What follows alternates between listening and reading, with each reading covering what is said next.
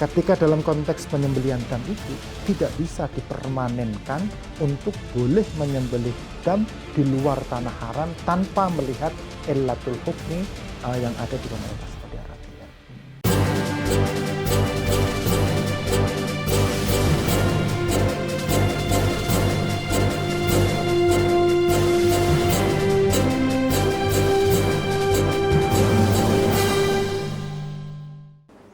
Bismillahirrahmanirrahim. Assalamualaikum warahmatullahi wabarakatuh. Sahabat MUI TV, kita bertemu lagi dalam program editorial MUI TV, sebuah program bulanan yang mengangkat isu-isu nasional dan isu aktual dalam perspektif Majelis Ulama Indonesia. Kali ini kita akan membahas salah satu isu yang cukup mengemuka belakangan ini, terutama selama masa penyelenggaraan Haji 2025, yaitu terkait dengan penyembelihan dam di luar tanah haram sekaligus pendistribusian daging dam tersebut di luar tanah haram. Dalam fatwa tahun 2011 itu kita sudah pernah membahas, sudah pernah mengeluarkan ketentuan hukum khusus terkait dengan penyembelihan dam di luar tanah haram. Bagaimanakah dinamika dan bagaimanakah sebetulnya anatomi fatwa terkait dengan dam tersebut? Kita sekarang sudah ditemani oleh Ketua MUI Bidang Halal dan Ekonomi Syariah, Kiai Salahuddin Al-Ayyub. Nah, beliau juga merupakan Direktur Eksekutif KNEKS. Baik, Kiai Ayyub, alhamdulillah sehat ya? Alhamdulillah. Sehat panjenengan ya? Alhamdulillah. Nah, saya biasa memanggil beliau itu Syekh ya, karena luar biasa ternyata memang kafaah syariahnya beliau itu, keilmuan beliau sangat luar biasa ya, sangat luar biasa, terutama dalam memahami konteks-konteks ayat ini dan hadis dan segala macam begitu ya Kiai ya, luar biasa. Nafa'anallahu bi ulumikum ya. Amin, amin.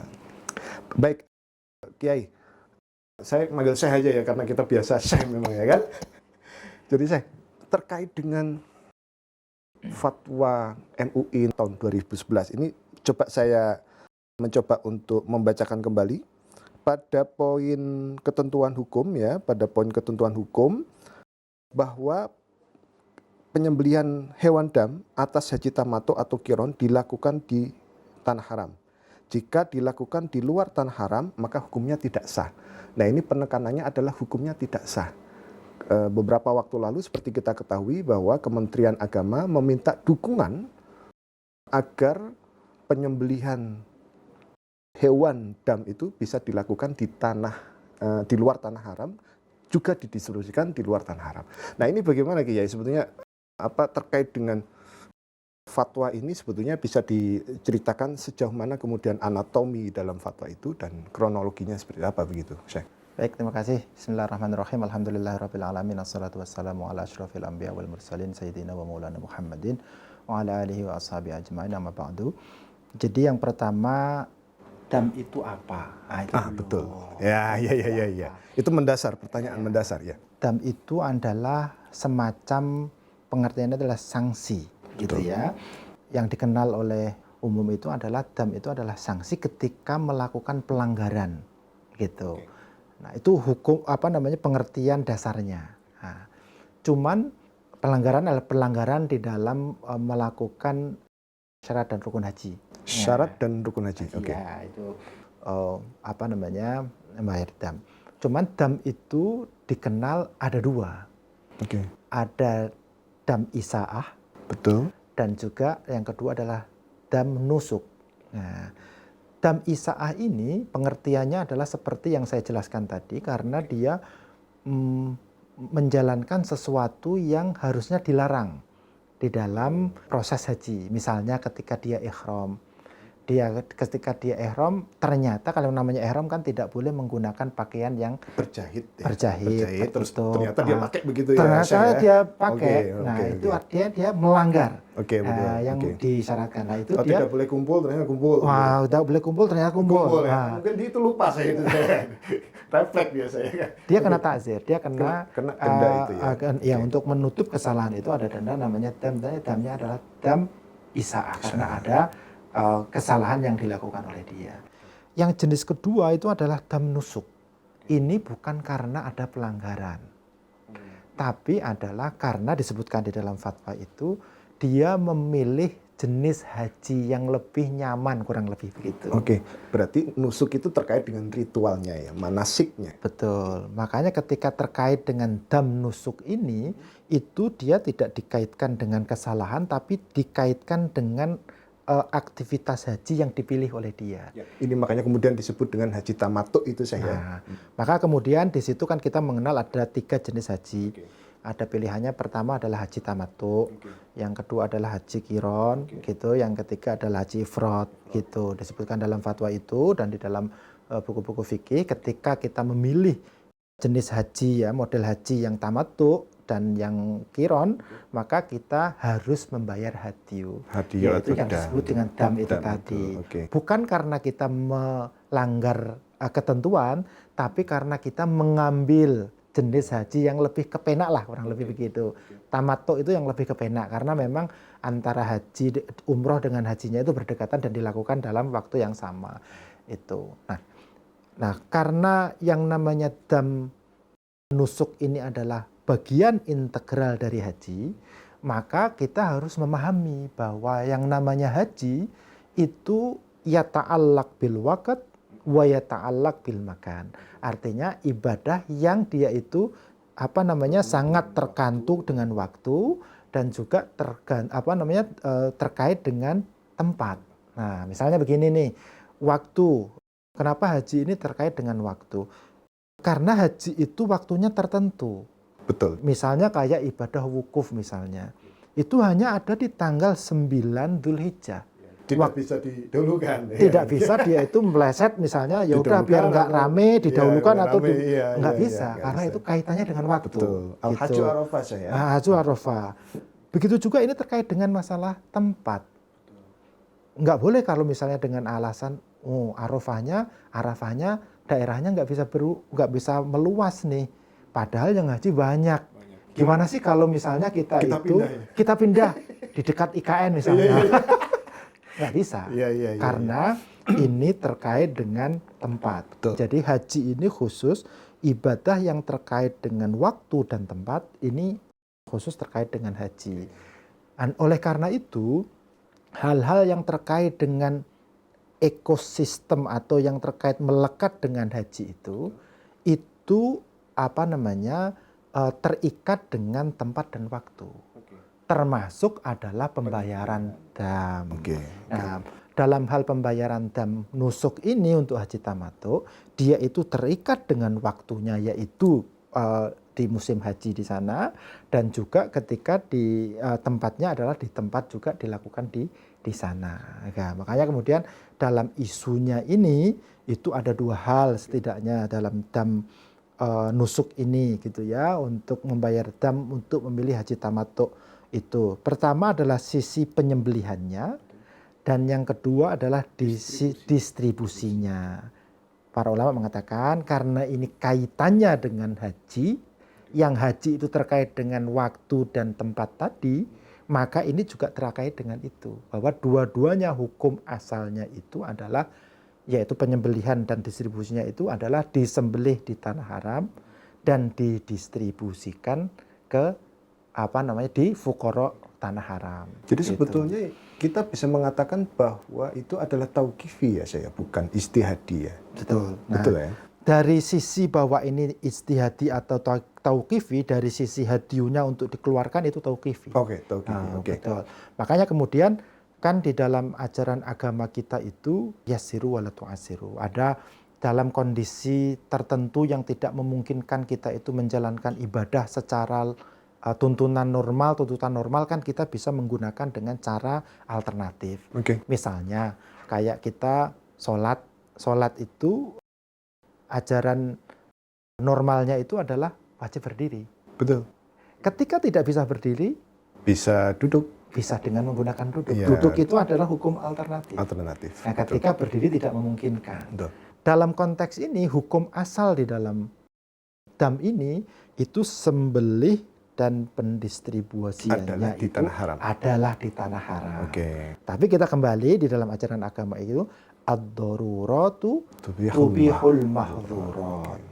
Kalau ada kondisi-kondisi yang menyebabkan ini darurat gitu, maka kemudian kita ini boleh yang awalnya itu dilarang menjadi boleh. Oke, nah ini menarik. Saya garis bawahi adalah terkait dengan ilat ya berarti saya. Nah ilat itu kan tubihul mahzurat. Ketika ada memang darurat itu kemudian kita memperbolehkan kita untuk mengambil alternatif. Nah dalam konteks sekarang nih saya, menurut antum begitu, apakah ada alasan syar'i ataupun udhri begitu yang membolehkan kita untuk menyembelih dan di luar tanah haram saya? Ya. Tadi disebutkan bahwa ada dua hal penting ketika kita berbicara membincang tentang dam nusuk. Pertama penyembelihannya, yang kedua pendistribusiannya. Ya, hukum asalnya tadi kita sepakat bahwa ini hukum asalnya itu semuanya wajib dilakukan di tanah haram. Dalam kondisi apa ini boleh dilakukan di luar tanah haram? Nah, pertama yang sudah terjadi adalah pendistribusian. Apakah pendistribusian itu fuqara di Makkah itu masih ada? Oke. Dan apakah ketika didistribusikan itu kemudian dari 3 juta orang haji yang taruhlah yang separuh menggunakan tamatuk sama kiron misalnya ya 1.500.000 semuanya akan makan daging itu? Wah, Nggak bisa dipastikan. nggak bisa dipastikan. Makanya kemudian para ulama mengatakan kalau ini tidak didistribusikan di luar tanah haram, fuqara tanah haram, ini bisa menjadi tabdzir. Betul. Makanya kemudian dalam hal distribusi para ulama sudah sepakat untuk saat ini itu di luar tanah haram itu didistribusikan di luar tanah haram, fuqara tanah haram gitu ya, di luar tanah haram itu dibolehkan. Karena kondisi faktualnya memang seperti itu. Tidak memungkinkan semua dam haji dibagikan kepada fuqara di tanah haram. Gitu. Yang kedua, pertanyaan dari Pak Nasih tadi, dalam hal penyembelihannya, apakah sekarang masih ada masyakoh atau Masyakoh tidak? atau uzur begitu Ya, saya. ada kesulitan nggak untuk mencari lembaga resmi yang bisa melakukan penyembelihan yang ada di sana. Betul, Nah, betul. dalam konteks inilah yang kemudian tahqiqul waqi' kita harus memverifikasi kondisi faktual yang akan mempengaruhi kita merumuskan hukum itu. Dalam pandangan MUI, ketika fatwa itu dikeluarkan di tahun 2011 gitu, kondisi itu masih belum sampai pada masyakoh yang tajlibut taisir. Kesulitan yang bisa meringankan hukum yaitu penyembelihan di luar tanah haram. Termasuk saya terakhir kali itu ketentuan yang memang diberikan atau semacam SOP begitu saya, yang di SOP yang diberikan Arab Saudi itu adalah penyembelihan harus dilakukan melalui adhahi. Jadi mereka kayak semacam ada lembaga atau institusi yang memang khusus mengurusi soal adhahi itu. Nah seperti itu, apalagi seperti itu saya. Jadi memang Arab Saudi sudah memberikan. Jadi kan kalau kita dulu itu kalau pas kita berhaji itu kita pergi ke pasar Kakiyah misalnya gitu kan, Kakiyah untuk nyari dam apa segala macam gitu. Nah ternyata memang Arab Saudi sudah mempunyai instrumen gitu agar jamaah haji membayarkan dam mereka di adhahi itu saya.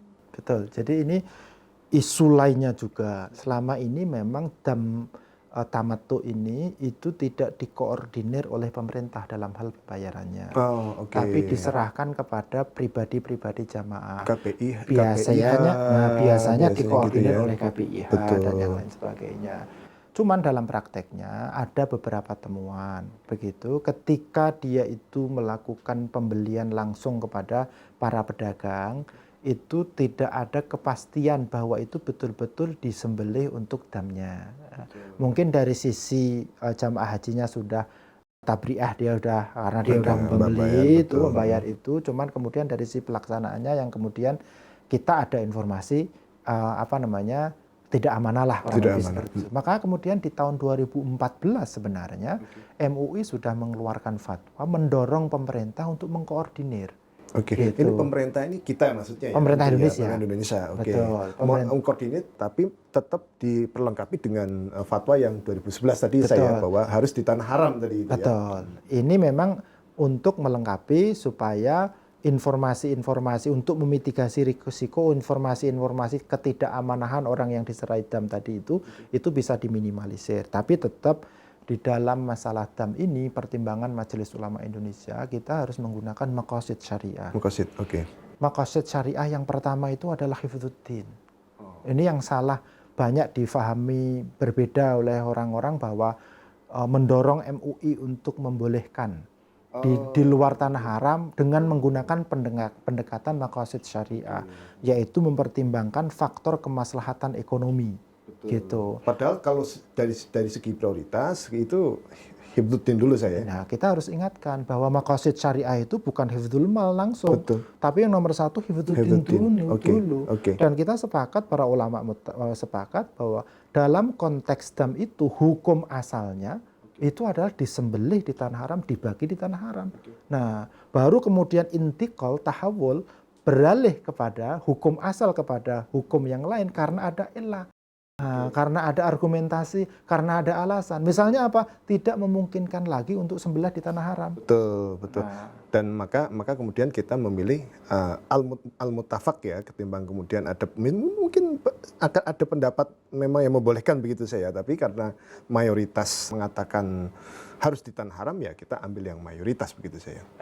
Atau bagaimana sih? Ya, di dalam ilmu ilmu usul fikih itu disebutkan ketika hukum asal itu beralih kepada hukum alternatif, itu tidak bisa menjadi permanen. Oh, oke. Nah, ketika ini, contohnya, ketika sholat itu wajibnya berdiri. Oke. Dalam kondisi saya sakit nggak bisa berdiri, ya, maka kemudian saya boleh sholat dengan duduk. Tapi sholat duduk itu tidak permanen untuk saya. Dari al-masyaqqah tuqaddar bi qadriha. Gitu. Yang namanya masyakoh itu kita lihat kalau sakit saya sudah hilang, saya masih wajib untuk sholat berdiri, kembali kepada hukum asal.